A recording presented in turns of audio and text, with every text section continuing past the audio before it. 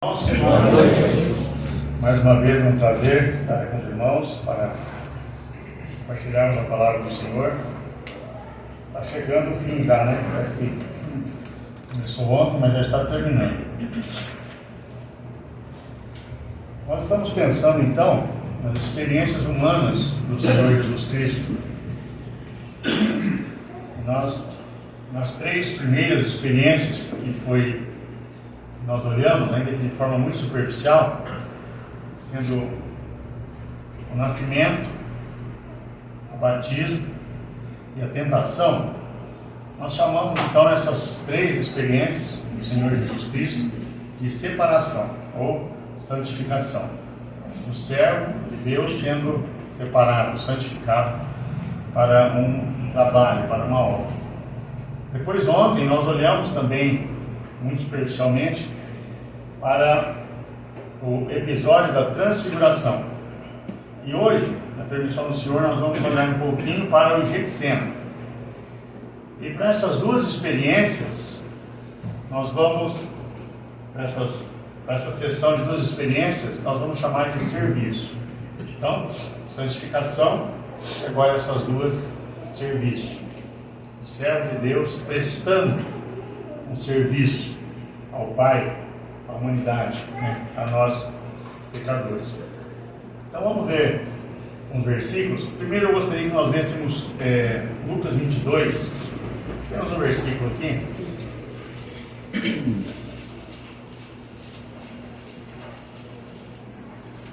Lucas 22. Eu vou ler o verso 40.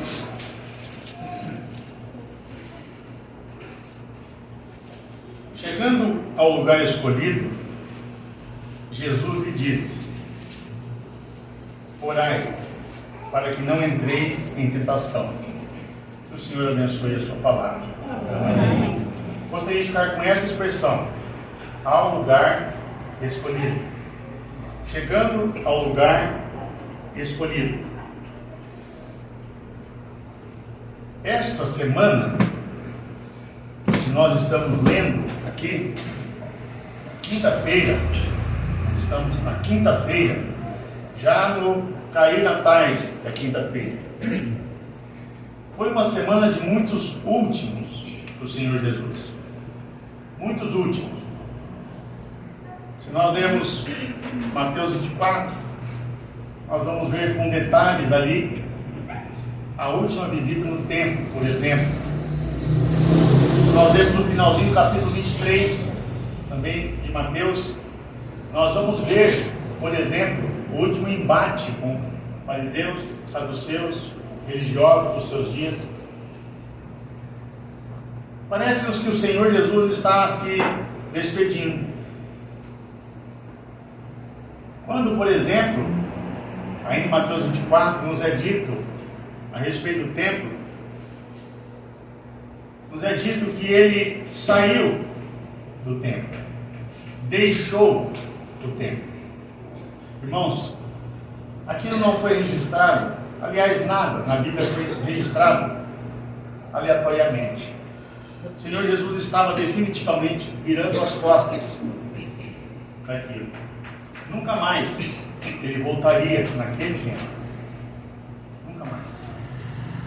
Então, quando nós lemos aqui mesmo no Evangelho de Lucas, ele vai dizer assim, a respeito da última Páscoa e da, então, posterior ceia, né, após a Páscoa. Tenho desejado, aí ele vai usar uma palavra tão interessante, ansiosamente, comer convosco esta Páscoa antes do meu sofrimento. Irmãos, quando nós estamos vendo essas expressões do Senhor Jesus, a nossa mente precisa analisar essas coisas. Porque o Senhor Jesus sabia claramente o que estava pela frente. Ainda que na mente dos discípulos, nós vamos observar alguma coisa, eles não tinham sido despertados para o momento que eles estavam vivendo. Não por falta de aviso do Senhor, porque o Senhor foi falando.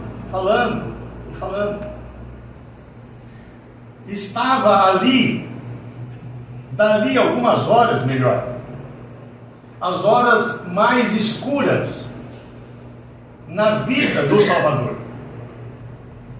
Irmãos, se nós formos analisar entre Getsemane e Calvário, ambas as experiências humanas foram trágicas no que diz respeito ao sofrimento humano do Salvador. Mas ambas são pesadas no que diz respeito à pessoa dele, pesadas de suportar. Nós lembramos que ele entrou no Getsemane, seguido por 11. E quando ele sai do Getsemane, ele sai escoltado por soldados. E nos é dito que todos, deixando, fugiram. Todos. Aquela multidão que seguia ele no início do 2º ano do seu ministério. Todos, deixando, fugiram. O Getsemane foi para o nosso Salvador uma batalha pessoal e uma batalha que ele travou sozinho, por você, por mim. O Getsemane foi uma batalha intensa, sofrida, difícil na experiência do nosso Senhor. E sabe, irmãos, não é difícil na contemplação dessa cena nós chorarmos. Não é difícil, porque foi difícil para ele, foi trágico, foi sofrido para ele. Quando ele fala, por exemplo, que eu citei Lucas 22:15, tenho desejado ansiosamente comer convosco antes do meu sofrimento. Será que era só o Calvário? Claro que não. Claro que não. Eu gostaria de voltar um pouquinho para que nós observássemos, ainda de forma superficial também, um pouquinho do ambiente antes do Calvário. Veja, por exemplo, vamos para Marcos agora, nós já vamos voltar aqui para Lucas.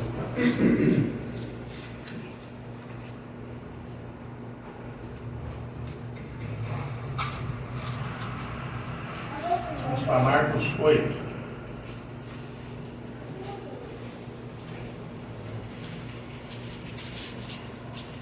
Veja o verso 31. Então começou ele a ensinar-lhes que era necessário que o Filho do Homem sofresse muitas coisas, rejeitado pelos anciãos, pelos principais sacerdotes, pelos escribas, fosse morto, e que depois de 3 dias ressuscitasse. E isto ele expunha claramente. Nós vemos Pedro tentando reprová-lo, no verso 32. Veja ainda no capítulo 9 do mesmo Evangelho,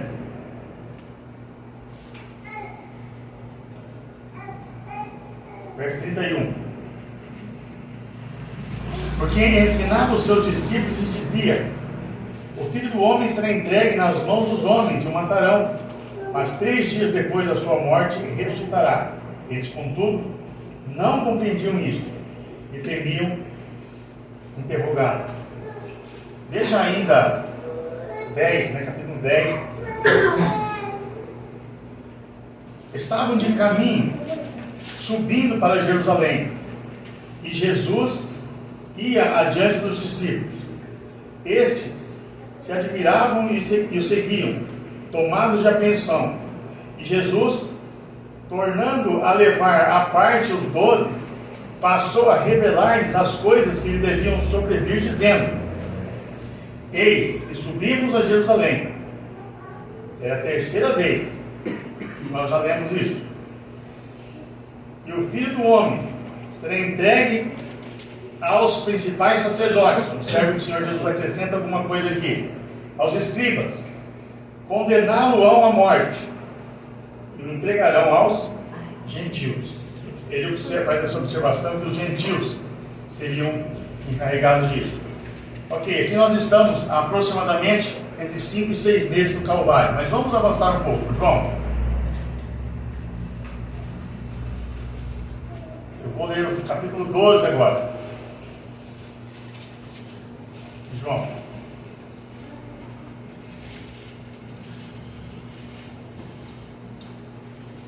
Vou ler o verso 24. Em verdade vos digo, se o grão de trigo caindo na terra não morrer, fica ele só. Mas se morrer, produz muito fruto. Verso 28. Pai, glorifica o teu nome. Então, veio uma voz do céu. Eu já o glorifiquei e ainda o glorificarei. Veja verso 31. Chegou o momento de ser julgado este mundo, e agora o seu príncipe será expulso. Veja o detalhe no verso 32 e 33. E quando for, e eu, quando for levantado da terra, atrairei todos a mim mesmo. Verso 33. Isto dizia, significando de que gênero de morte estava para morrer. Irmãos, aqui, menos de uma semana para a cruz. Menos de uma semana. E os discípulos não haviam percebido a hora que eles estavam vivendo. Por que eu estou fazendo menção e batendo nessa tecla, irmãos? Nós não somos em nada diferentes dos discípulos. Em nada. Não somos melhores, não somos piores. Nós somos exatamente iguais a eles. E o que às vezes os fez desatinar, dormir, não perceber a hora que eles estavam vivendo, também nos faz não ver a hora que nós estamos vivendo. Olha, irmãos, eu estava conversando com alguns irmãos esses dias sobre essa questão, a hora que nós estamos vivendo. E nas palavras de Cantares, a noiva sentiu o cheiro do noivo, e o noivo colocou a mão na maçaneta. O que significa isso? A proximidade do momento quando o nosso Salvador vai se manifestar. Eles não estavam percebendo a proximidade do momento que iria acontecer. E quando aconteceu, que começou a se desencadear no Getsemane, a atitude de pelo menos, foi sacar a espada, tentar de alguma forma defender o mestre, porque ele havia prometido que iria até a morte, mas não deu para ele. E ele correu também junto com os outros. Então, irmãos, é bom quando nós podemos atentar para o momento que nós estamos vivendo. Mas quando nós entramos, então, para os acontecimentos daquele jardim, quando nós vemos, por exemplo, o versículo que nós começamos em Lucas capítulo 22, nós observamos que ali foi um lugar escolhido pelo Senhor Jesus. Não foi por acaso que eles foram parar ali. No capítulo 13 de João, até o final do capítulo 17, é o momento entre a última Páscoa, a instituição da ceia, tudo na quinta-feira. Capítulo 13, 14, 15, 16 e 17. Até o capítulo 18, quando eles entram definitivamente no Getsemane. E nos é dito ali no verso 2 do capítulo 18, que o Getsemane, aquele jardim, era um lugar conhecido por eles. Provavelmente, irmãos, Eles já haviam passado outras noites ali orando, porque esse era o costume deles, passar noites orando. E não sem razão. A palavra significa, Getsemane, prensa do óleo, ou lagar do azeite, que é a mesma coisa, a mesma figura. Porque ali existia, e existe até hoje, oliveiras. Mas existia nos dias do Senhor Jesus um lugar onde as azeitonas eram prensadas, para que o azeite fosse extraído delas. E nesse lugar foi onde o Filho de Deus começou a sofrer intensamente. Irmãos, o Getsemane significou para o Senhor Jesus, guarde isso, a batalha da vontade. A batalha da vontade. O Getsemane foi para o nosso Salvador a batalha da vontade. Nós vamos olhar. Por que isso? Quando nós vemos o Senhor Jesus Cristo orando no Getsemane, vamos para Marcos.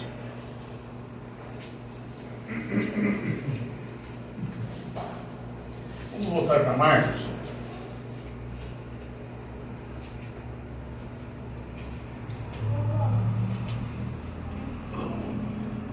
Vamos entrar direto na oração do Senhor Jesus.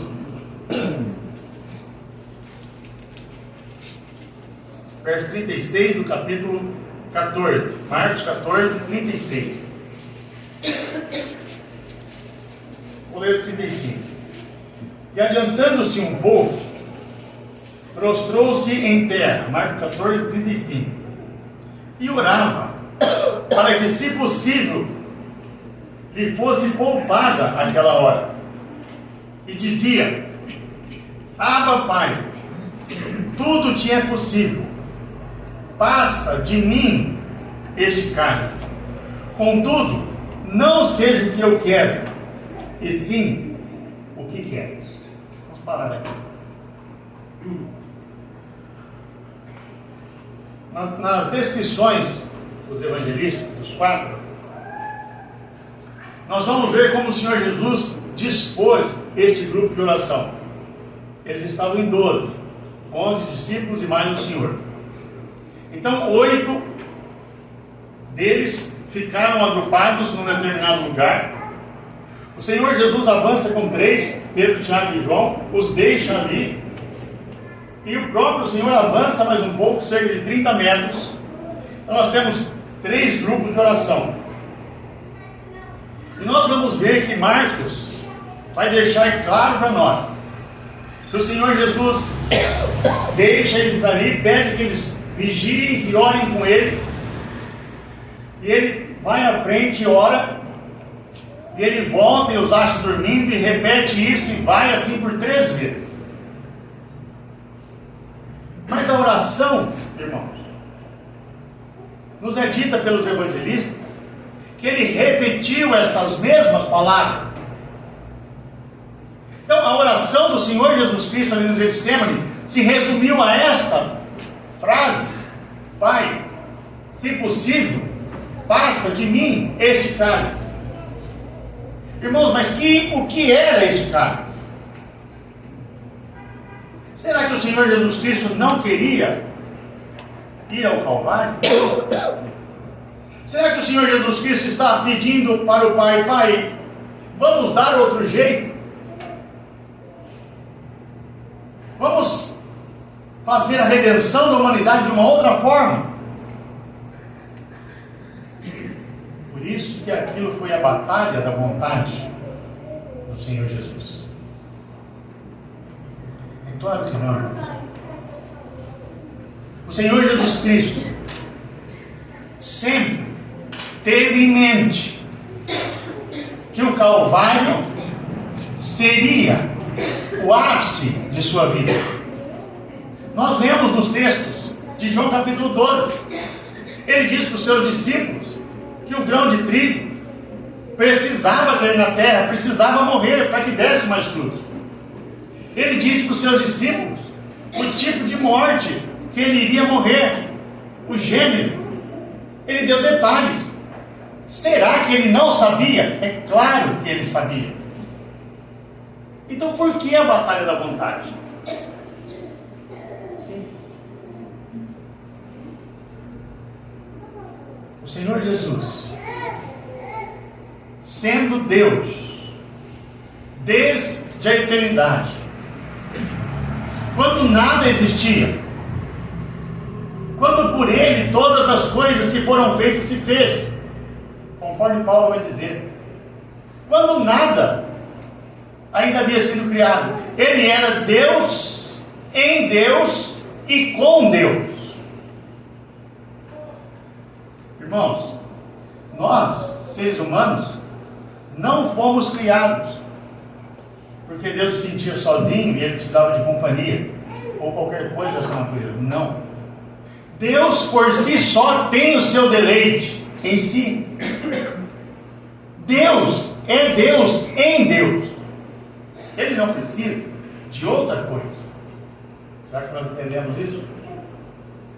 Quando nós pensamos na Trindade,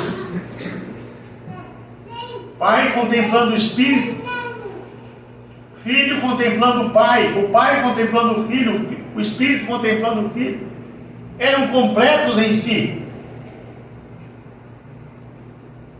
Mas então, o Filho deixa a glória. O Verbo, nas palavras de João, se faz carne e vem habitar entre nós. Irmãos, o salmista vai dizer: quanto a ti, ó Deus, sempre o tem diante de mim. Profecia a respeito do Senhor Jesus, mostrando que na vida humana do Salvador, Ele nunca perdeu de vista a face do Pai. Entende isso? Mesmo aqui, o Salvador nunca perdeu de vista a contemplação da face do Pai. Então, o que era o Tais? Era Ele optar em fazer a vontade do Pai e ir ao Calvário. E o que isso lhe custaria? Perder a face do Pai. Porque nos é dito que Deus o abandonou. Sabe por quê? Paulo vai responder: aquele que não conheceu o pecado, Ele, que é Deus, o sujeito do versículo anterior, Deus o fez pecado, para que nele fôssemos feitos justiça de Deus. Ai, como que nós vamos entender isso? Ele não se fez pecador, nunca. Deus o fez. Sabe o que significa? Paulo vai explicar em Romanos 4. Nos imputou. O que significa isso? Colocou em crédito, colocou em conta. O nosso pecado lançado na conta dele, e a justiça dele lançado na nossa conta. Então isso é o que faz. Fazer a vontade do Pai, que consistia em perder de vista a face do Pai, ou não fazer a face do Pai, que consistia em continuar contemplando a face do Pai. Em outras palavras, não ser feito pecado. Muito interessante isso, irmãos. E quando nós vamos olhando para esses detalhes, nós vamos observando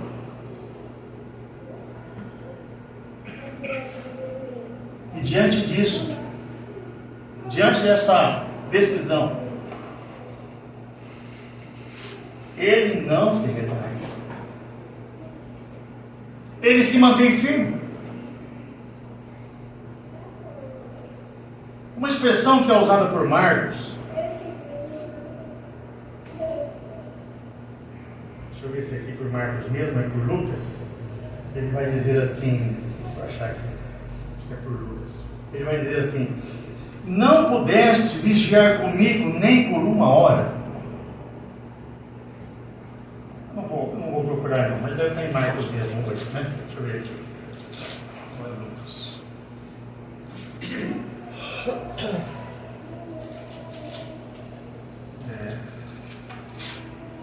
Não, perdão. Só um minutinho.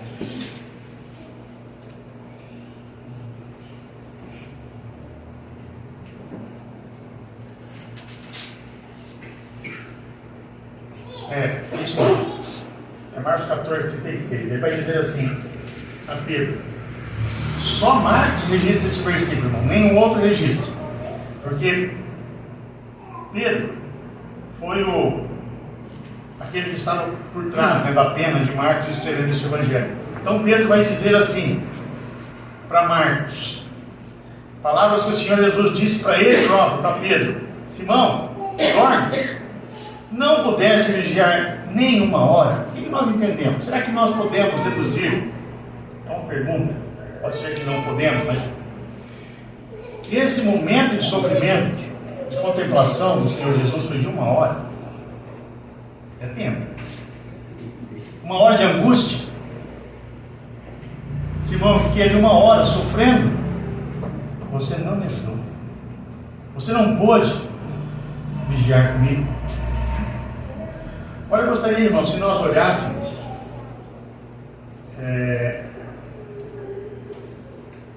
para alguma coisa que Lucas escreveu no verso 22, então nós vemos como estava fisicamente prostrado o nosso Salvador. Lucas 22.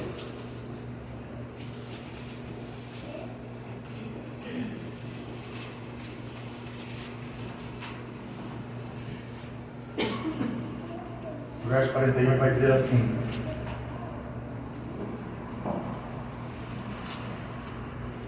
ele, por sua vez, o Senhor Jesus, se afastou cerca de um tiro de pedra e de joelhos orava. De joelhos orava. Mateus vai relatar no capítulo 26 que ele com o rosto em terra. Então imagine como o Senhor Jesus estava. De joelhos, nas palavras de Lucas, e nas palavras de Mateus, com o rosto em terra. São duas descrições impressionantes.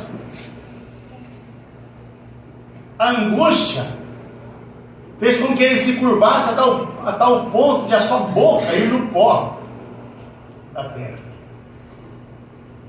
Sofrimento intenso. Uma descrição de um sofrimento intenso, mostrando que naquele momento a sua mente, sua alma, seu coração, seu espírito e o seu corpo, ou seja, todo o seu ser, estava quebrado diante de Deus. Quebrado. O Senhor Jesus já era no Getsemane um homem mentalmente, psicologicamente em frangalhos no Getsemane.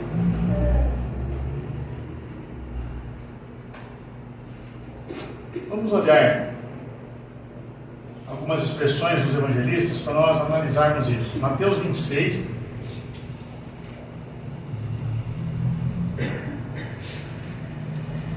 versos 38.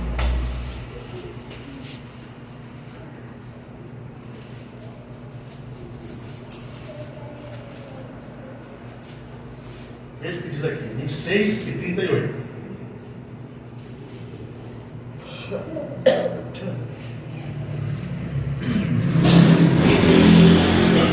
Deixa eu marcar errado aqui um minutinho só. Deixa eu ver, 26 e 38. Então ele disse: a minha alma está profundamente triste. Essa expressão. E ele acrescenta: até a morte. A palavra que Mateus usa profundamente triste significa excessivamente pesaroso, dominado pelo pesar, a ponto de a tristeza causar a morte. É isso que significa essa expressão profundamente triste. Dominado pelo pesar, a ponto de a tristeza causar a morte. Irmãos, será que nós já vimos alguém morrer de tristeza? É uma expressão, né? Vou morrer de tristeza. Mas morrer de tristeza.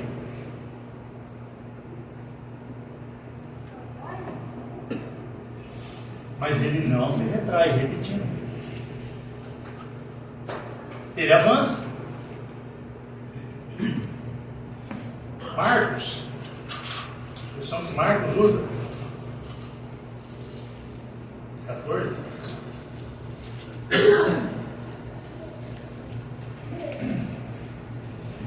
Verso 33.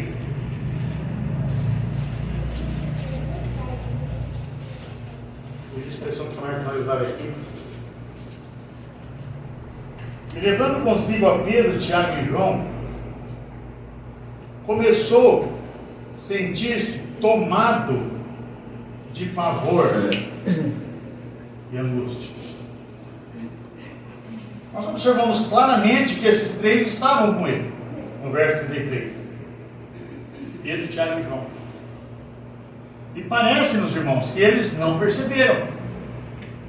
Mas o Senhor Jesus Cristo estava completamente, é a tradução literal aqui, perplexo pelo pavor. O que significa isso?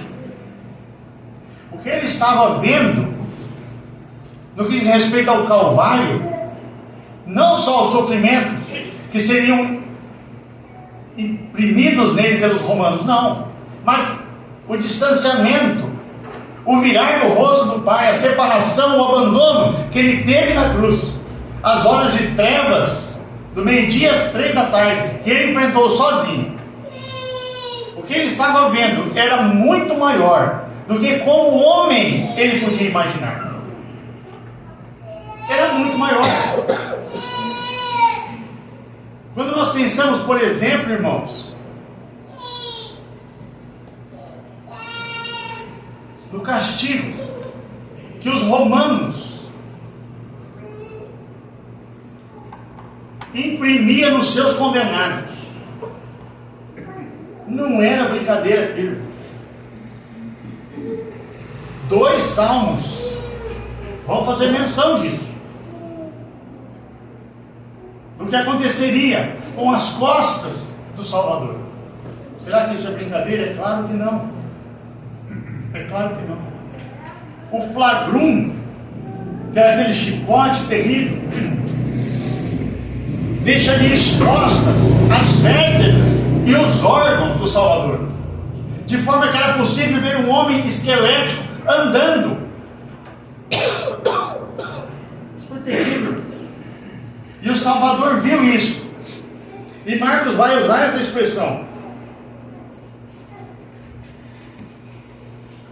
Profundamente triste. Verso 33, perdão. Começou a sentir-se tomado de pavor e angústia. Vamos parar um pouco. Verdade?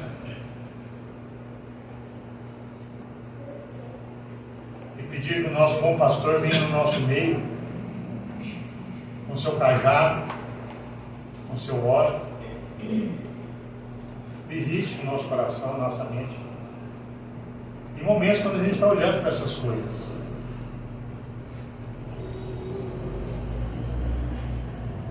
Veja ainda o verso, outra palavra aqui, né? Sentir-se tomado de pavor e angústia. Essa Essa palavra é a palavra que descreve de maneira mais enfática a palavra depressão. 3 palavras são usadas no Novo Testamento para descrever depressão, e essa é a que descreve com maior profundidade: angústia. A alma do Senhor Jesus Cristo, a alma humana dele, do Jesus de Nazaré, tinha sido tocada já pela angústia. Nós podemos pensar com muita propriedade que o Senhor estava totalmente deprimido.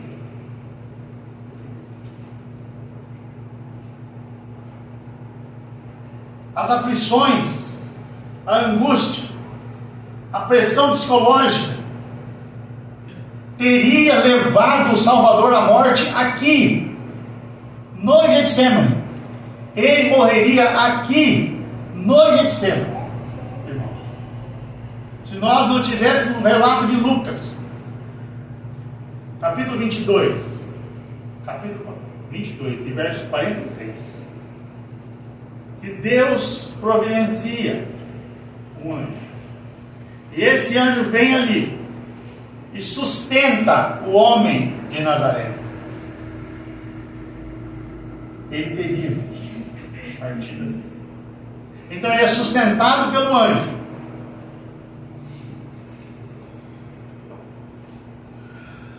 E ele mantém firme até o Calvário.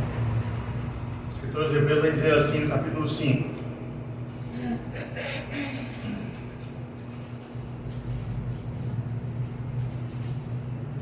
Verso 7. Ele, Jesus, para aqui um pouquinho, essa expressão. Essa expressão geralmente é usada nos evangelhos, porque está fazendo menção do homem Jesus. Depois de Atos, o nome é Senhor Jesus, que é mais frequentemente usado. Mas observe que o escritor aos Hebreus usa Jesus, porque ele quer fazer ênfase do homem de Nazaré, do homem que estava lá naquele momento, de como ele estava naquele momento. Então ele vai dizer assim: ele, Jesus, o homem, nos dias da sua carne, tendo oferecido forte clamor e lágrimas.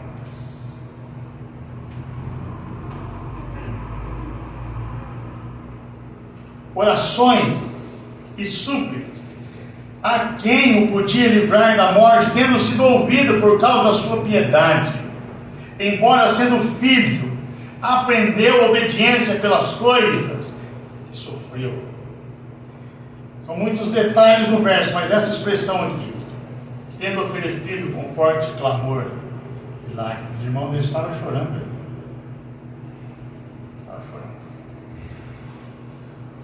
O Senhor Jesus não chorou só por causa de Lázaro de Jerusalém, não. Por nós. Ali no Getsemane. Cada um de nós. Espero que todos já tenham crido no Senhor Jesus, mas se não creu, saiba que um dia ele chorou por vocês. E ele preferiu a ausência do Pai, ainda que por alguns minutos, para ter a sua presença. Ele preferiu encarar a morte, o sofrimento atroz que sofreu, para que eu e você tivéssemos hoje vida e vida em abundância. Irmão, foi um momento terrível. Terrível. Vamos para Lucas agora. Vamos ver a palavra que Lucas vai usar para descrever esse momento.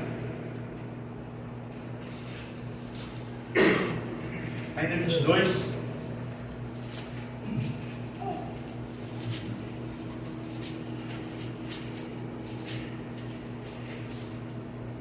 Veja o verso 44. Estando em agonia, orava mais intensamente.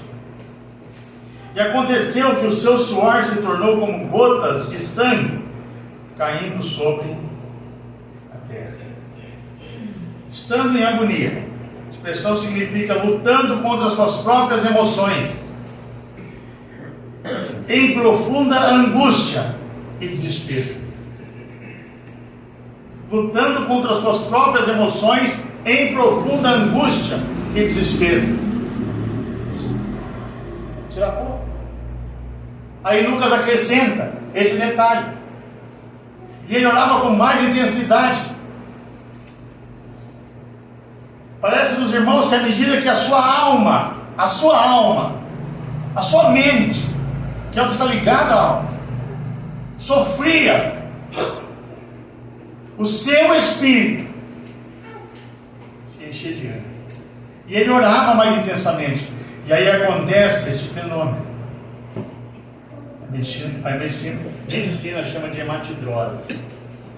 Quando os capilares embaixo da pele se rompem devido à angústia.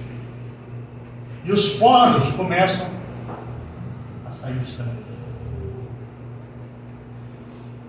Eu nunca tive hematidrose. Eu tive nem hemorragia. Não tem nada a ver uma coisa com a outra. Irmão, sai sangue por todos os poros. Você olha onde sai o pelinho assim do braço, está saindo sangue. No canto do olho está saindo sangue. Porque os capilares internos se rompem devido à plaqueta baixa. O Senhor Jesus Cristo foi algo semelhante. E é registrado na medicina quando a pessoa está em intensa agonia.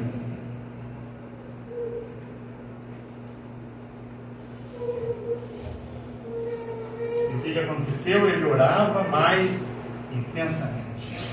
Ele orava mais fixamente. Ele orava mais objetivamente.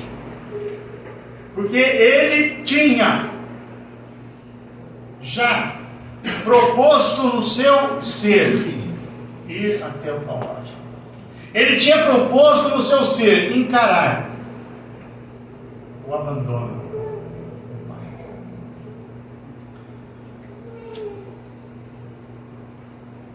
Essas palavras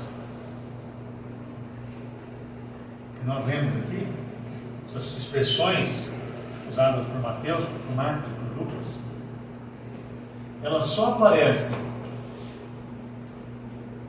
nos evangelhos nesta ocasião. E elas nunca foram usadas nem nos Atos e nem nas Epístolas.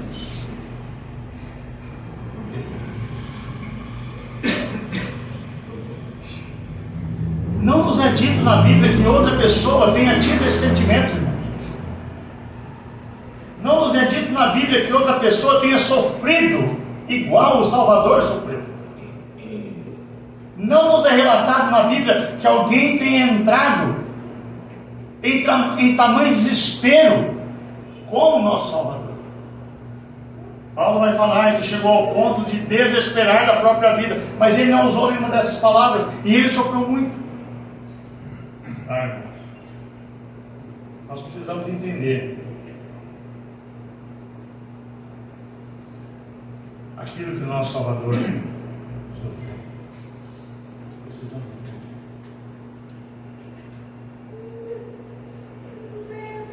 Vamos terminar pensando o seguinte: